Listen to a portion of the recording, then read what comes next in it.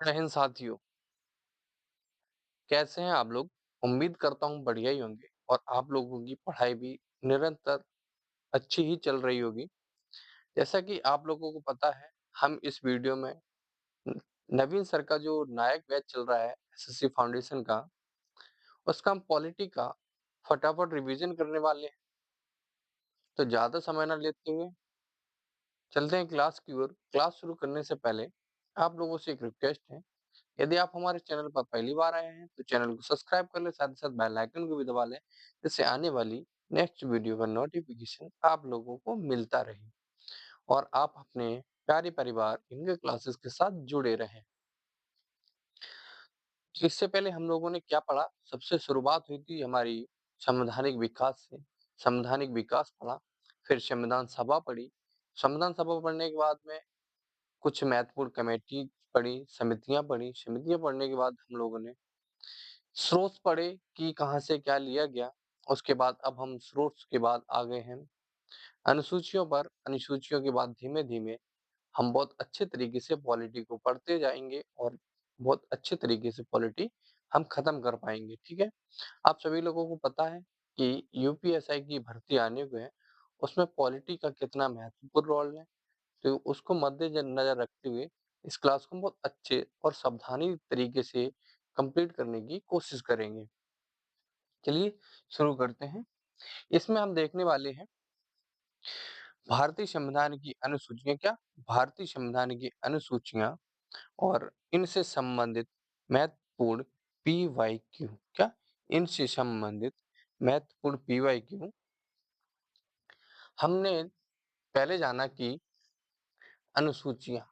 पहला प्रश्न हमारे यहाँ से यह बनता है कि जो मूल संविधान है, जो वो मूल संविधान था, जो हमारा मूल संविधान था, उसमें कुल कितनी अनुसूचियाँ थी उसमें उस समय 8 अनुसूचियाँ थीं, लेकिन वर्तमान समय की बात की जाए, तो वर्तमान समय में भारत में कुल 12 अनुसूचियाँ हैं। अब बात करें जब 8 थीं, तो 12 हुईं, कितनी बनी? आपकी 4 अनुसूचियों को ऐड किया गया, यानी कि जोड़ा गया किसी न किसी संविधान संशोधन के तहत। तो कौन-कौन सी अनुसूची जोड़ी गई? आपकी 9वीं अनुसूची जोड़ी गई। पहले प्रथम संविधान संशोधन अधिनियम 1951 के तहत। दूसरी 10वीं अनुसूची जोड़ी गई, उनका 52वां संविधान संशोधन अधिनियम 1985 के तहत। और 11वीं अनुसूची जोड़ी गई थी आपकी 73वें संविधान संशोधन अधिनियम 1992 के तहत। वहीं आपकी अंतिम और 12वीं अनुसूची जोड़ी गई 74वें संविधान संशोधन अधिनियम 1992। ठीक है, ये तो थी छोटी सी जानकारी जो आप सभी लोगों को पता होनी चाहिए। अब हम इन अनुसूचियों को क्रमबद्ध तरीके से एक-एक करके एक-एक करके बड़े अच्छे तरीके से समझने की कोशिश करेंगे कि यह इनमें क्या है, पहली अनुसूची किससे से संबंधित है और उस इसमें क्या प्रावधान किए जा सकते हैं, क्या बदलाव किए जा सकते हैं, कौन-सी अनुसूची में क्या है। ये सारी चीज़ें हम बड़े आराम से और सिंपल तरीके से समझने की कोशिश करेंगे। तो अगर हम बात करें पहली अनुसूची की, तो पहली अनुसूची हमारी किससे संबंधित है? तो भारत के राज्यों एवं संघ शासित प्रदेशों के नाम, सीमाएँ एवं न्यायिक क्षेत्र क्या? नाम, सीमाएँ एवं न्यायिक क्षेत्र से संबंधित है हमारी कौन-सी? अनुसूची 1, शेड्यूल नंबर 1। अगर हम बात करें इसमें कहा गया है कि भारत में कुल कितने राज्य हैं, कितने संघ शासित प्रदेश हैं मतलब कि केंद्र शासित राज्य हैं। तो वर्तमान में भारत में कुल 28 राज्य हैं और 8 केंद्र शासित प्रदेश हैं। यह कहाँ पर बताया गया है? तो यह बताया गया है अनुसूची 1 में। कहाँ पर? अनुसूची 1 में। यहाँ तक क्लियर हुई? तो आप सभी लोगों को पता है कि पहले 29 राज्य हुआ करते थे। कितने? 29 राज्य हुआ करते थे। ये वर्तमान में कितने हैं? तो वर्तमान में 28 राज्य हैं। एक राज्य कौन-सा हटा दिया गया है?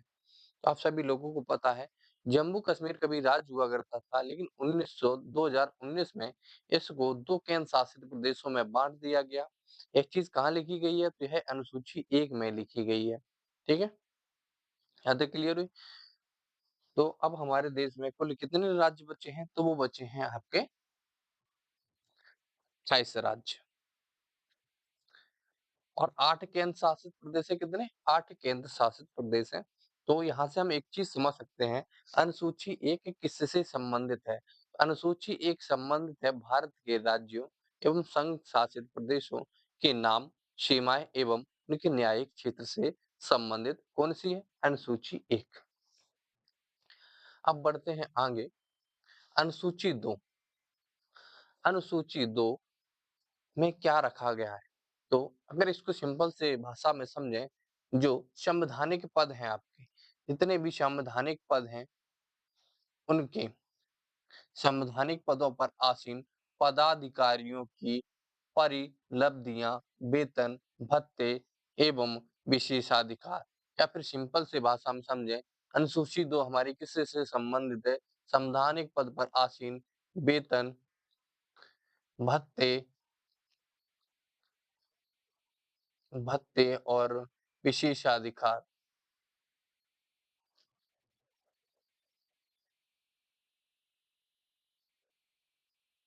इससे संबंधित है। अनुसूची 2 वेतन, भत्ते और कुछ महत्वपूर्ण पावर्स, सम इम्पोर्टेंट पावर्स। तो ये किसमें है? ये अनुसूची 2 में है। ठीक है, अब हमें यहाँ से जो प्रश्न बनता है वो डायरेक्ट आप प्रश्न ये भी पूछा जा सकता है कि अनुसूची 2 किससे से संबंधित है? तो वेतन भत्तों और विशेषाधिकार से संबंधित है। अब दूसरा प्रश्न यहाँ से ये बनेगा कि जो वेतन भत्ते हैं, यस, पहला प्रश्न यहाँ से यह बनेगा कि संविधान के संवैधानिक पद कौन है? भारत में संवैधानिक पद है कौन? सबसे पहले हमें यही बात पता होनी चाहिए कि संवैधानिक पद है कौन से। तो कौन-कौन से हैं संवैधानिक पद? आपका राष्ट्रपति हो गया, गवर्नर हो गया, गवर्नर हो गया, लोकसभा के अध्यक्ष एंड उपाध्यक्ष हो गए, राज्यसभा के सभापति एवं उपसभापति हो गए, राज्यों की विधानसभा के अध्यक्ष और उपाध्यक्ष हो गए, राज्यों की विधान परिषद के सभापति और उपसभापति हो गए, और कौन हो गए? उच्चतम न्यायालय के न्यायाधीश और उच्च न्यायालय के न्यायाधीश और भारत के नियंत्रक एवं महालेखा परीक्षक, जिन्हें हम क्या कहते हैं?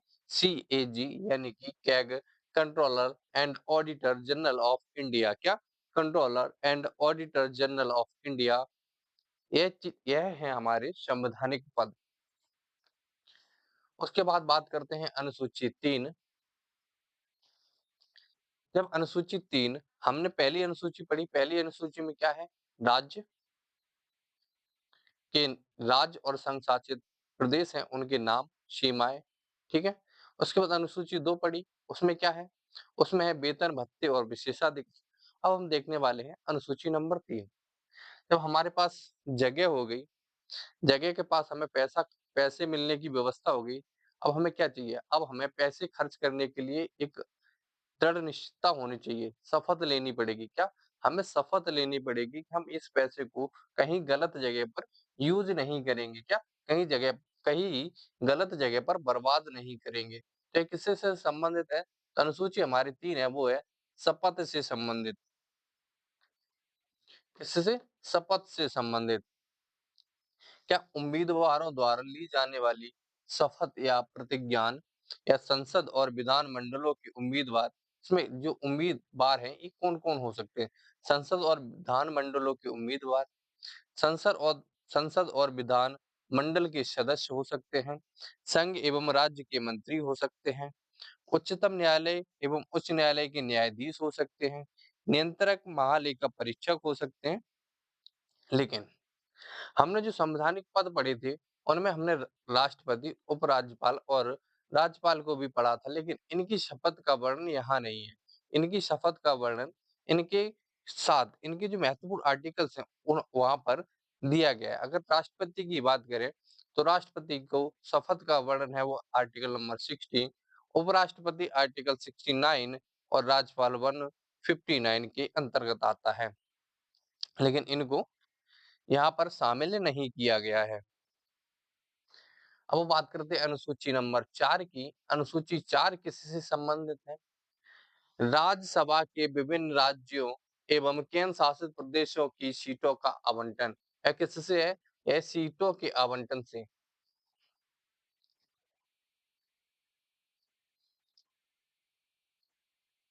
सीटों का बंटवारा। क्या? सीटों का बंटवारा किससे किसमें है? अनुसूची 4 में है आपका। राज्यसभा के राज्यसभा में विभिन्न विभिन्न केंद्र शासित प्रदेशों और राज्यों के लिए सीटों का आवंटन। अभी सीटों का आवंटन किस प्रकार से होगा? तो ये सारी चीजें आपकी अनुसूची 4 में है। अब देखते हैं अनुसूची नंबर 5 जो महत्वपूर्ण बनती है। इसमें क्या है? अनुसूचित अनुसूचित अनुसूचित एवं जनजाति क्षेत्रों के प्रकाशन और नियंत्रण के उपबंध। क्या? एससी एसटी एरियाज की administrative control and schedules of tribal areas. ठीक है, एक इसमें है, ये आपकी अनुसूची नंबर 5 में है। अब देखते हैं अनुसूची नंबर 6 ये किससे संबंधित है? तो यह किससे संबंधित है?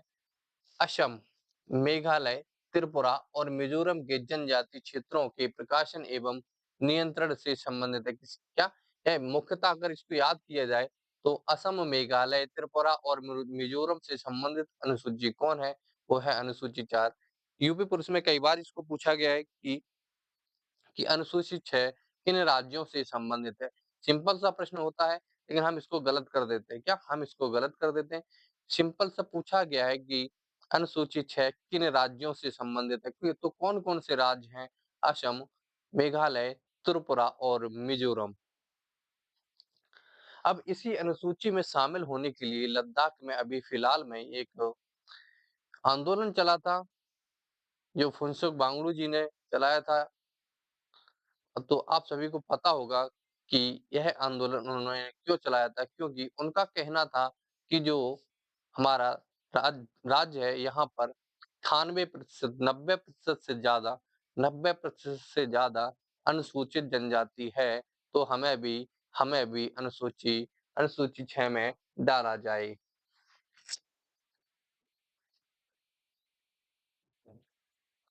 ठीक है, ये चीजें क्लियर हुई। अब जो जो अनुसूची 6 में पहुंच जाते हैं, जो अनुसूची 6 में पहुंच जाते हैं, उन्हें उन्हें अब इन राज्यों को यहाँ पर डालने का जो काम था वो किसको दिया गया था? एक समिति बनाई गई थी, बोरो दोलोई समिति। क्या? बोरो दोलोई समिति बनाई गई थी और इन्होंने इस इन इन 4 राज्यों को सजेस्ट किया था कि इन राज्यों को अनुसूची 6 में डाला जाए।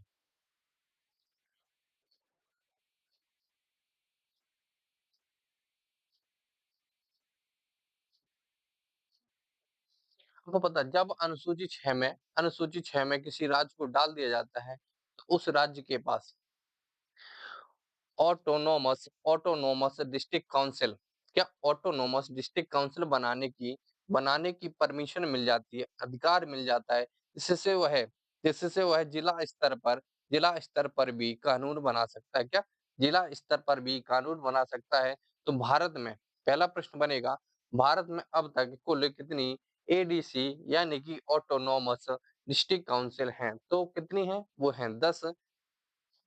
अगर बात करें असम की, तो असम में कुल 3 हैं। कौन-सी? बोडो, दीमा और कार्बी। वहीं मेघालय की बात करें, तो मेघालय में गारो, खासी और जयंतिया।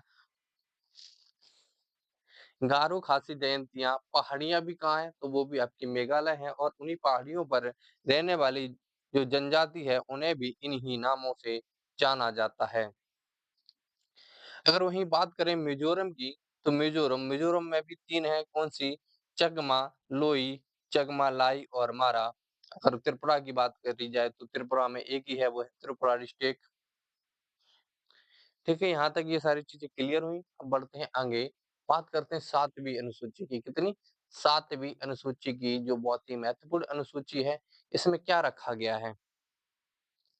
इसमें रखा गया है कि राज्य और केंद्र के बीच शक्तियों का बंटवारा किस प्रकार से होगा, शक्तियों का बंटवारा किस प्रकार से होगा, पावर पावर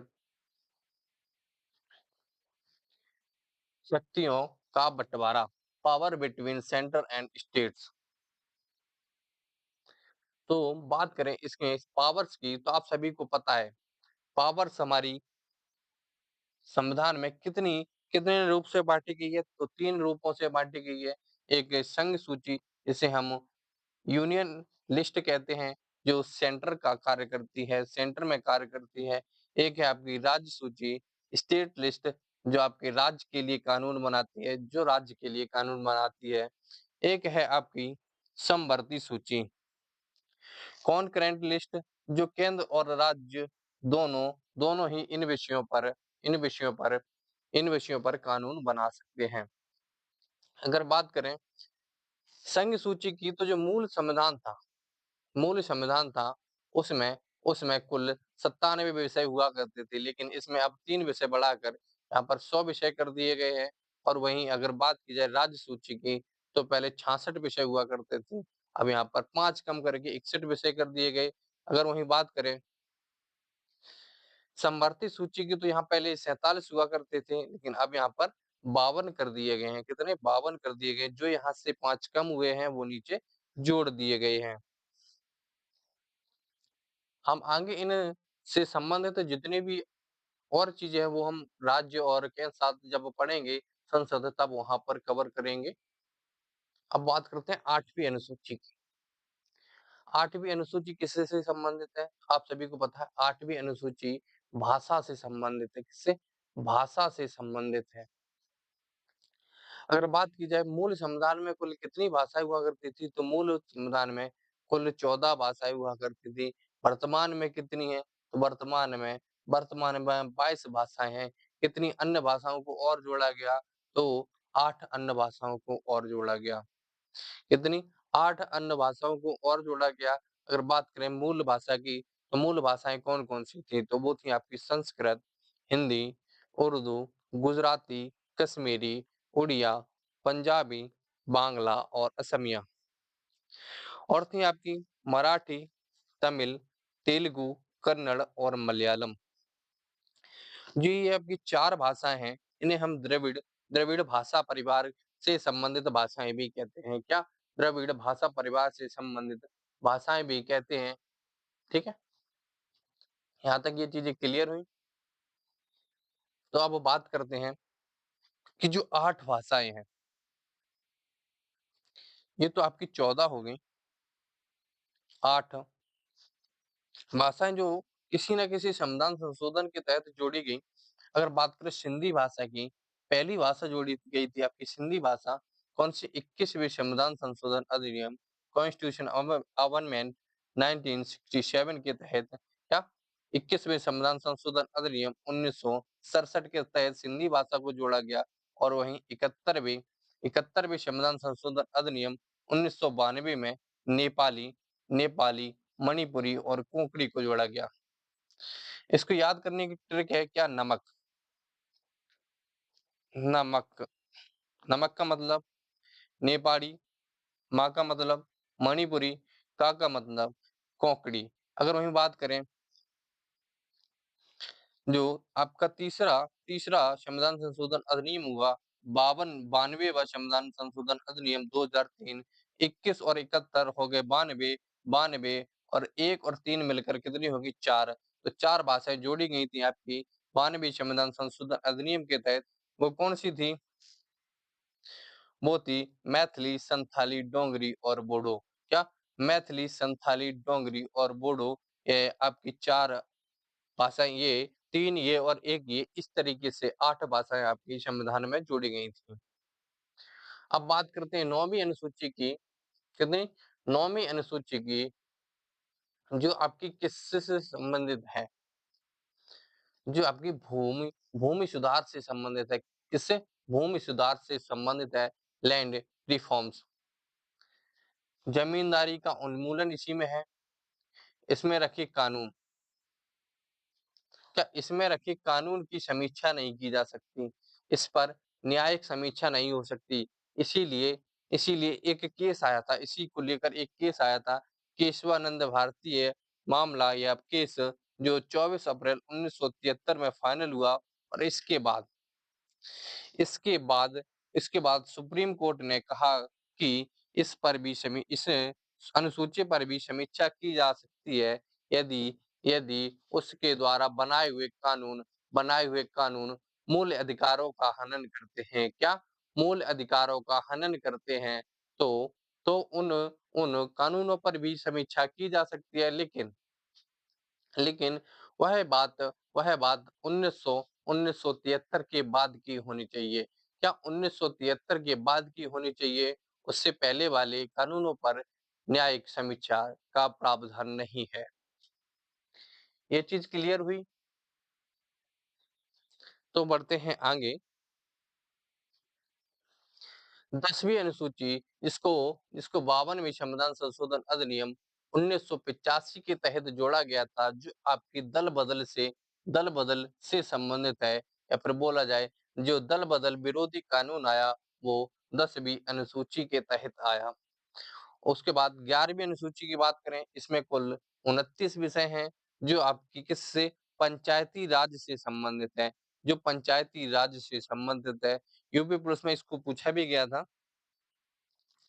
पंचायतों को शक्तियाँ, प्राधिकार एवं जिम्मेदारियाँ इस अनुसूची के तहत दी जाती हैं, तो वो 11वीं अनुसूची के तहत दी जाती हैं। अब बात करें अंतिम अनुसूची की, इसमें कुल 18 विषय हैं, जो आपकी 74वें संविधान संशोधन अधिनियम 1992 में जोड़ी गई, जो आपकी नगर पालिका से संबंधित है। किसे? नगर पालिका से संबंधित है। इसमें क्या है? नगर पालिका को शक्तियाँ, प्राधिकरण एवं जिम्मेदारी।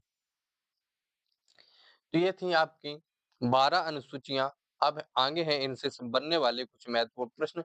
ये है ट्रिक्स। आप लोग यदि ट्रिक से याद करना चाहें तो ट्रिक से भी याद कर सकते हैं। बाकी का बाकी का आप एक बार हम इन्हें मतलब कि फटाफट से देखने की कोशिश करेंगे, जिससे कि हमें ये चीज़ें ना भूलें। तो हम बात करें कि संविधान अनुसूचियों की, तो भारत के मूल संविधान में कुल कितनी अनुसूचियाँ थीं? तो भारत के मूल संविधान में कुल 8 अनुसूचियाँ थीं। लेकिन बाद में इनमें कुछ संशोधन करके 4 अनुसूचियों को और जोड़ा गया, तो अब वर्तमान में कुल 12 अनुसूचियाँ हैं। तो बात करें 9वीं अनुसूची की, 9वीं अनुसूची को पहले संविधान संशोधन अधिनियम 1951 के तहत जोड़ा गया, और वहीं 10वीं अनुसूची को 52वें संविधान संशोधन अधिनियम 1985 के तहत जोड़ा गया। अगर 11वीं अनुसूची की बात करें, तो इसको 73वें संविधान संशोधन अधिनियम 1992 में, और 12वीं अनुसूची को 74वें संविधान संशोधन अधिनियम 1992 में जोड़ा गया। अब हम इनको फटाफट से देखेंगे। पहली अनुसूची किससे संबंधित है? राज्य संघ शासित प्रदेशों के नाम, सीमाएं एवं न्यायिक क्षेत्र से। दूसरी अनुसूची वेतन भत्ते और विशेषाधिकार से। तीसरी अनुसूची शपथ से। चौथी अनुसूची सीटों का आवंटन। छठी 5वीं अनुसूची किससे? 5वीं अनुसूची अनुसूचित जनजाति क्षेत्रों के शासन एवं नियंत्रण से संबंधित। छठी अनुसूची असम, मेघालय, त्रिपुरा राज्य से संबंधित। 7वीं अनुसूची केंद्र और राज्यों के बीच शक्तियों का बंटवारा। 8वीं अनुसूची भाषा से संबंधित।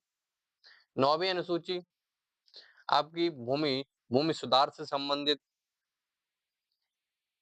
10वीं अनुसूची दल बदल से संबंधित। 11वीं अनुसूची आपकी पंचायत से संबंधित। 12वीं अनुसूची आपकी नगर पालिका से संबंधित।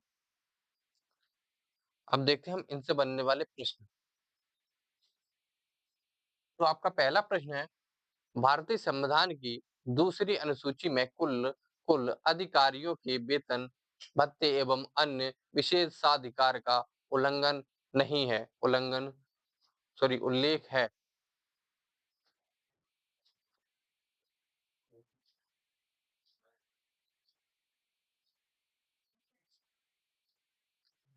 तो हमें बताना है निम्नलिखित में से कौन उन अधिकारियों में से नहीं है। आप सभी को पता है, विधानसभा, विधान परिषद के उपाध्यक्ष हैं, नियंत्रक एवं के भारत के नियंत्रक और महालेखा परीक्षक भी हैं। लेकिन अगर बात की जाए भारत के महान न्यायवादी की, तो इसकी बात नहीं की गई है। अब बात करते हैं दूसरे प्रश्न की।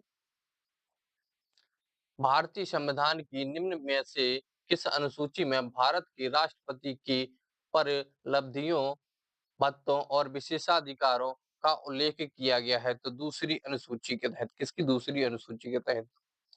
भारतीय संविधान की चौथी अनुसूची निम्नलिखित में से किससे संबंधित है? तो चौथी अनुसूची आप सभी को पता है, राज्यसभा की सीटों का आवंटन।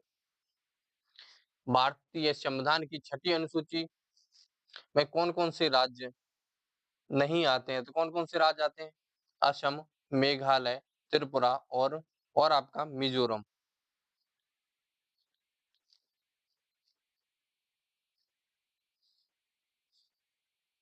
निम्नलिखित में से कौन भारतीय संविधान की दूसरी अनुसूची से संबंधित है? तो वह महत्वपूर्ण अधिकारियों का वेतन किससे? दूसरी अनुसूची वेतन से संबंधित है। निम्नलिखित में से किसका भारतीय संविधान की दूसरी अनुसूची में उल्लेख नहीं है? तो राज्यों के मुख्यमंत्री का उल्लेख नहीं है, राष्ट्रपति, राज्यों के राज्यपाल, भारत के महालेखा परीक्षक का है।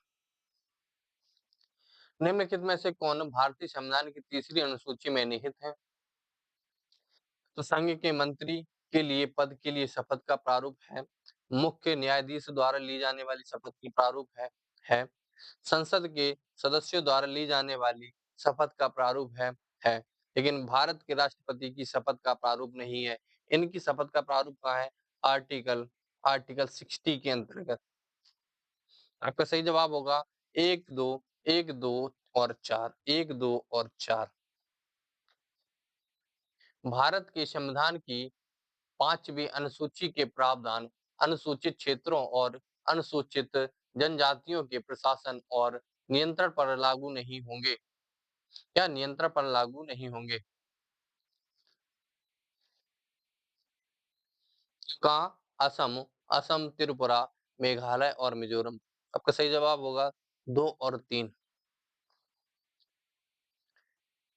भारतीय संविधान की 7वीं अनुसूची शक्तियों के विभाजन कितने स्तर पर किया गया है? तो 3 स्तर पर, सेंट्रल, स्टेट और सेंट्रल और स्टेट।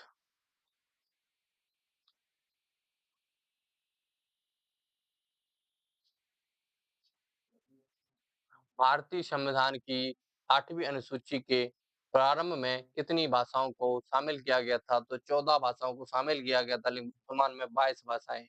कितनी? 22 भाषाएं। सिंधी भाषा को किस संविधान संशोधन अधिनियम के द्वारा 8वीं अनुसूची में जोड़ा गया? तो आप सभी को पता है 21वां संविधान संशोधन अधिनियम 1967। संविधान की 9वीं अनुसूची निम्नलिखित में से किस विकल्प से संबंधित है? तो आपको पता है भूमि सुधार से संबंधित है। 10वीं दल बदल से। आगे 10वीं दल बदल से। भारत की 11वीं अनुसूची में कुल कितने विषय हैं? तो 29 विषय हैं। ये किससे संबंधित है? तो है आपकी ये किससे संबंधित है? तो है आपकी पंचायत से संबंधित।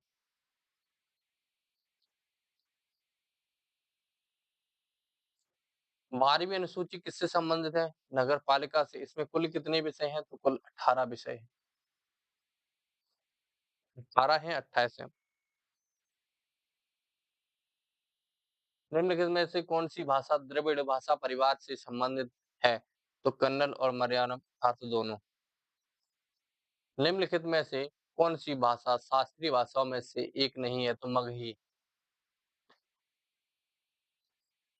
स्वायत्त जिला और क्षेत्रीय परिषदों के अधिनियमों और प्रस्तावों के विलोपन या निलंबन की शक्ति किसके पास है? राज्य के राज्यपाल। स्वायत्त जिला के संदर्भ में कौन-सा कथन सही है? तो कौन-सा कथन सही है? 1 और 3। प्रत्येक स्वायत्त जिला परिषद में 30 सदस्य होते हैं, बिल्कुल सही है। असम के स्वायत्त जिलों में भारतीय संसद और पारित कानूनों को निर्देशित करने का अधिकार राज्यपाल के पास होता है, बिल्कुल सही। आपको बताना है मेघालय में कितनी कितनी ADC, ADC autonomous district council हैं। उन 3 के नाम आपको कमेंट करने हैं।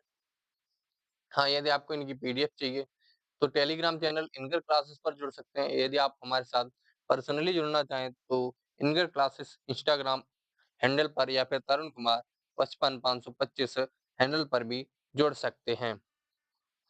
ठीक है? ये तो थी आज की क्लास। आपको कैसी लगी कमेंट करके ज़रूर बताइएगा और जो भी चीज़ें आपको इसमें नहीं समझ में आई हों तो उसके लिए आप हमें कमेंट कीजिए। उसके हम आपके पर्सनली जवाब देंगे। ठीक है? मिलते हैं आपको अगली क्लास में, तब तक के लिए जय हिंद।